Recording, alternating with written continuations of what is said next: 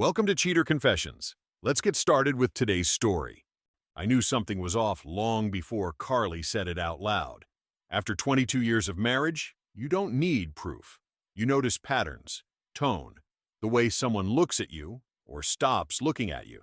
It happened at a restaurant downtown. Not fancy, but not cheap either. The kind of place where people go to pretend things are still working. Carly picked it. We sat across from each other, menus open, but she wasn't reading hers. She was on her phone, smiling at something. Not at me. Work? I asked. She didn't look up. Something like that. I let it sit. When the waiter came, she ordered wine without asking me. Red. She used to hate red. "Since when do you drink that?" I said. She shrugged. "People change, Jacob." That was the first shot. Dinner came. Steak for me, salad for her. She barely touched it. She kept checking her phone like she was waiting for something better to happen. Then she said it. "You ever feel like you settled?" I put my fork down. "No," she smiled. But it wasn't a nice one. "I do." There it was. "Settled for what?" I asked. "For this," she said, waving her hand between us. "Same routine, same conversations, same everything." "You've had 22 years to say that." "I didn't feel it before." "And now you do?" She leaned back. "I met someone interesting last week, at Sarah's event." I didn't react. I just watched her. "Interesting how?" I asked. She took a sip of wine. "Confident, successful, knows how to hold a conversation. Not predictable." I nodded slowly. "So that's what this is about." "It's not about anything," she said quickly. "I'm just being honest." "No," I said. "You're testing how far you can go." That got her attention. She set the glass down harder than she meant to. "You always do that. Turn everything into some kind of calculation." "And you don't?" I said. "You brought me here to say this. You didn't just feel like sharing." She looked at me for a long second. Then she smirked. "Maybe I just wanted to see if you'd even notice." I leaned forward, calm. "I noticed." The waiter came by, asked if everything was okay. I said it was. Carly didn't say anything. We finished dinner in silence. When the bill came, I paid it without looking at her. Outside, she stopped near the curb. "You're not even going to ask about him?" she said. I looked at her. "No, you'll tell me when it matters." I walked to the car. She followed, but slower. That night, I didn't ask another question. I didn't need to. I already knew where this was going, and I don't wait around when I know the direction. After that dinner, Carly didn't try to hide it. Not really. She changed her schedule first. Late evenings, that didn't make sense. Work dinners that somehow never included actual colleagues. Weekends where she suddenly needed space. I didn't argue. I watched. One Thursday, she told me she had a networking event across town. Same tone, same casual delivery, like it was normal. "What time?" I asked. "7. I might be late." "Take your time," I said. She studied my face for a second, probably expecting something else. She didn't get it. She left at 6:30. I gave it 20 minutes, then I got in my car. I didn't follow her right away. I went where she said she'd be. The hotel, big glass lobby, crowded, loud. I walked through it slowly. Carly wasn't there. I stepped back outside, leaned against the wall, and waited. At 7:18, I saw her. She wasn't alone. She stepped out of a black sedan, laughing. A man got out with her. Taller than me, expensive watch, clean cut, the type that makes sure people notice him. I took my phone out and snapped a few photos before they moved. He put his hand on her lower back like he'd done it before. That was enough. I didn't approach. I didn't make a scene. I just watched them walk past the hotel entrance and keep going. They didn't go inside. They crossed the street and headed toward a smaller boutique hotel. That told me everything. I took another photo of them as they entered the hotel. I waited 5 minutes, then followed. I walked into the lobby just in time to see them at the front desk. Close, comfortable, no hesitation. She signed something. He leaned in, said something in her ear. She smiled. That smile wasn't for me. I turned around and walked out. No anger, no shock, just clarity. On the drive home, I kept it simple. One night. That's all it takes to understand someone's priorities. When she got home, it was past midnight. She smelled like perfume that wasn't hers. "You still up?" she asked, like nothing happened. "Yeah. How was your night?" Productive, I said. She nodded, kicked off her shoes, and went to the kitchen for water. No guilt, no hesitation. That was the part that mattered. I watched her from the hallway. 22 years, and this is how it ends. Not with a fight, not with honesty, with a lie delivered like routine. I went to bed before she came upstairs, not because I was tired, because I was done asking questions. From that point on, I wasn't reacting anymore. I was preparing. The next morning I called a lawyer. Her name was Angela Mitchell. Straight to the point. No wasted time. I want clean separation, I told her. Assets protected. No room for games. Anything I should know? She asked. Yes, I said. Infidelity and documentation. That got her attention. Send me everything, she said. I did. Bank accounts, property details, timelines, the photos too, everything I had taken that night and after. I didn't miss anything. While Carly was busy managing lies, I was organizing facts. By the end of the week, Angela had a plan. We'll file first, she said. That gives us control. And based on what you've shown me, she's not in a strong position. Good, I said. I'm not interested in dragging this out. Next step was financial separation. I opened new accounts, moved what was legally mine, froze joint credit lines where possible, not aggressive, just precise. That was the part people don't see. They think things are stable while they're already being dismantled. And while all of that was moving in the background, Carly didn't slow down after that night. If anything, she got more relaxed. That's what people do when they think they got away with something. She kept her routine clean. Same excuses, same calm tone. But there were small cracks. She started taking calls in another room. She locked her phone more often. And then, about a week later, something changed. She got quiet. Not distant, nervous. I noticed it at breakfast one morning. She was stirring her coffee without drinking it. You okay? I asked. Yeah, just tired. You've been tired a lot lately. Work's been busy. I nodded. Must be. She didn't meet my eyes. That afternoon, I checked something I hadn't needed to check in years, our shared insurance account. We'd never hidden things like that before. There was a claim from a clinic across town, 2 days earlier. No details, just the type of visit. I recognized it. I didn't react. I just wrote down the name of the clinic and went about my day. The next morning, she said she had to run errands. I followed her. She parked outside that same clinic. Didn't even look around before going in. That told me everything I needed. I stayed in the car. 10 minutes turned into 30, then 45. When she came out, she wasn't on her phone. She wasn't smiling. She looked like someone who had just been told something she didn't want to hear. She sat in her car for a full minute before starting it. That's when I knew. That night, she didn't say much. Barely ate. Went to bed early. I stayed up. Around midnight, her phone buzzed on the kitchen counter. She'd left it behind. I looked at it. A message popped up from a number without a name. It was short, careless, something along the lines of, I tested positive. You should get checked. That was it. No apology, no concern, just a warning, nothing more. I put the phone back exactly where it was. That confirmed everything I needed to know. One night, one decision, and now consequences she couldn't control. And she hadn't told me. That part mattered more than anything. She didn't just betray me. She put me at risk and chose silence. That's not a mistake. That's intent. The next morning she acted normal again. Or tried to. Coffee? She asked. I looked at her for a second. Sure, I said. I took the cup from her hand. Same kitchen, same routine. But everything had changed. At that point, it wasn't about catching her anymore. It was about how I was going to end it. And I already knew. It wasn't going to be quiet. I didn't confront her right away. I picked the timing. 3 days after the clinic visit, I told Carly we were going out again. Dinner, I said. Same place. She looked surprised. Why? Because we didn't finish the last one. She studied me for a second, trying to read something. I didn't give her anything. Fine, she said. That evening we sat at the same table. Same lighting, same quiet background noise. It felt familiar, but it wasn't. This time she put her phone face down. Too late for that. We ordered. Small talk for about 2 minutes. Then I ended it. How's your health? I asked. She froze for half a second, barely noticeable. But I saw it. I'm fine, she said. You sure?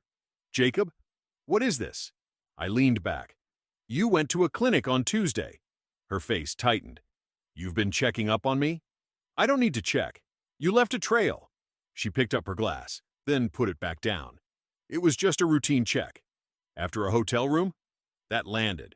She didn't speak right away.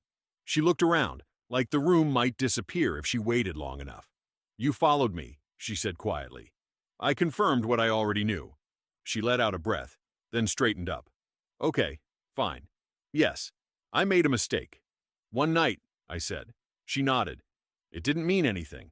It meant enough for you to hide it. I didn't want to hurt you. You already did. Silence. Then she leaned forward. You're acting like this is bigger than it is. I looked at her directly. You got tested, I said. And you didn't tell me. That broke her composure. It's nothing serious, she said quickly. They said it's treatable. That's not the point. I was going to tell you. When? She didn't answer. I nodded once. Exactly. She tried to recover. It was one bad decision, Jacob.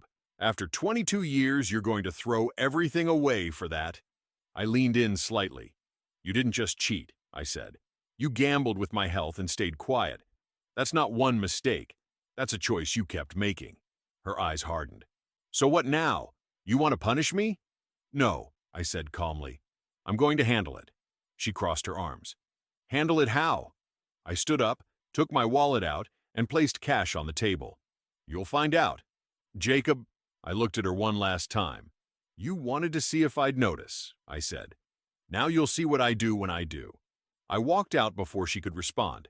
That night wasn't about emotion. It was about control, and I had it. A couple of days later, Carly noticed the changes in the bank accounts. What's going on with the accounts? She asked one evening. Structure, I said. Something I should have done earlier.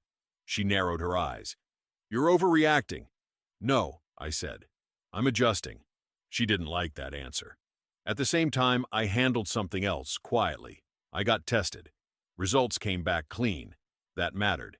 Because now everything I did was from a position of strength, not damage control. I called Angela and updated her with everything. The clinic visit, the message, Carly's condition, and my own test results. She said she had everything she needed to move forward. A few days later, Carly tried to shift tone. She walked into the kitchen, softer voice, different posture. We should talk, she said. We already did. That wasn't a real conversation. It was enough. She stepped closer. I said I made a mistake. What else do you want? I looked at her. Accountability, I said. Not excuses. I told you it didn't mean anything. It meant enough for you to risk everything. She exhaled, frustrated. So what? You're just going to shut down? No, I said. I'm moving forward. With what? I didn't answer. Because at that point, she didn't need explanations. She needed consequences, and those were already in motion. 2 days later, she was served, at home. I made sure I was there when it happened. She opened the envelope, read the first page, and looked up at me. You're serious, she said. I don't bluff. Her voice tightened. You're really ending 22 years like this? I met her eyes. You already did, I said. And that was the moment she realized this wasn't a discussion anymore. It was a process, and she was no longer in control of it. Once the papers were served, everything moved fast. Carly stopped pretending after that. The calm tone disappeared.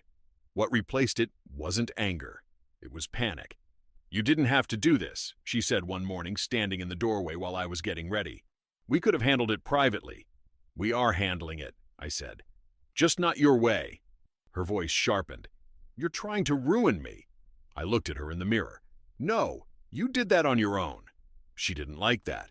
A few days later, reality started catching up with her. Her job was the first hit. Carly worked in management at a mid-sized firm. Professional image mattered. Discretion mattered even more. She had used her work email to communicate with the man, careless and a clear violation of company policy.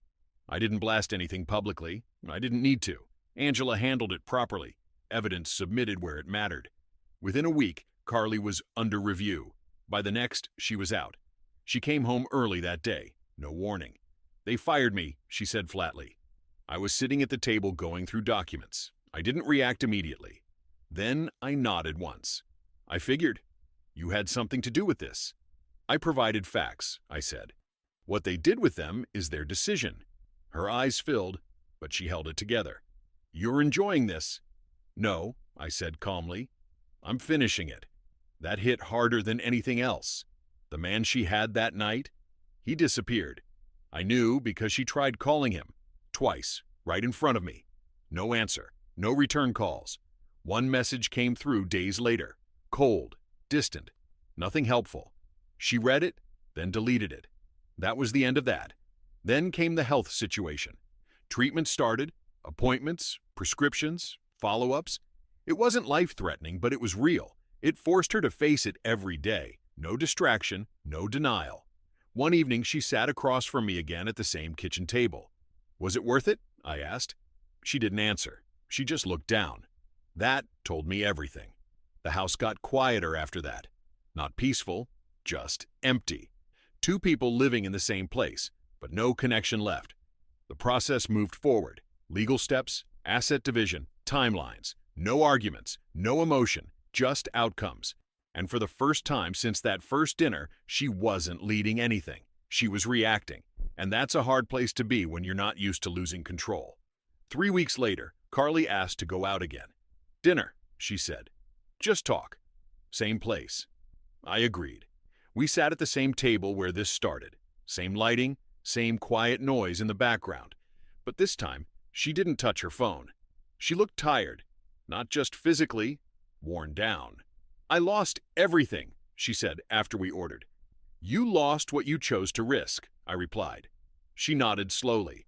My job, my reputation, that situation, and now this marriage. You ended the marriage before any of that. She looked at me directly. I didn't think it would go this far. That's the problem, I said. You didn't think. Silence settled between us. Then she leaned forward slightly. I made a mistake. One night. That's all it was. I held her gaze. It stopped being one night when you hit it, I said. When you went to that clinic and said nothing. When you came home and acted normal. Her voice dropped. I was scared. You weren't scared enough to stop. That hit. She looked down at the table, then back up. Is there anything left to fix this? She asked. No. No hesitation, no pause. She swallowed. After 22 years, that's it? That's it. Her eyes filled, but she didn't break. You've changed. I shook my head slightly. No, I just stopped ignoring things. The food came. Neither of us touched it. She tried one more time. What if I take responsibility? Fully. No excuses. You're doing that now because you have consequences, I said. Not because you had clarity. That's not fair. It's accurate. She leaned back, exhaled slowly. So what happens now? The divorce finalizes next month, I said. You keep your personal assets. I keep mine. The house gets sold, clean break. And us? I looked at her. There is no us anymore. That was the moment it landed. Not the job, not the health issue, not the man disappearing. This. She sat there for a long second, then nodded once. Okay, she said quietly. We paid separately this time. Outside, she stopped near the curb, just like the first night. Jacob, she said, will you ever forgive me? I opened the car door. Maybe, I said, when it doesn't matter anymore. I got in and drove off. No anger, no second thoughts, just silence. The kind you earn when everything is settled. The divorce was finalized 3 weeks later. No surprises, no delays, exactly as planned. Assets split clean, accounts already separated. The house went on the market and sold within a month. No arguments, no last-minute negotiations, just signatures. I moved into a new apartment downtown. Smaller, but no history, no tension, just space and control. Everything had a place again.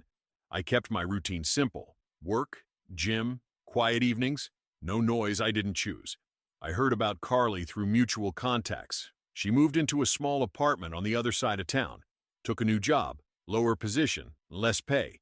Enough to get by, not enough to maintain what she used to have. From what I was told, she was struggling, adjusting. That's what happens when the structure disappears. I didn't reach out, didn't check in. There was nothing left to say. The life we built was over. Not slowly, not over time. It collapsed the moment she made a decision and thought it wouldn't matter. 22 years ended in one night for her. For me, it ended the moment I saw who she really was. And once you see that, you don't go back. Thank you for watching.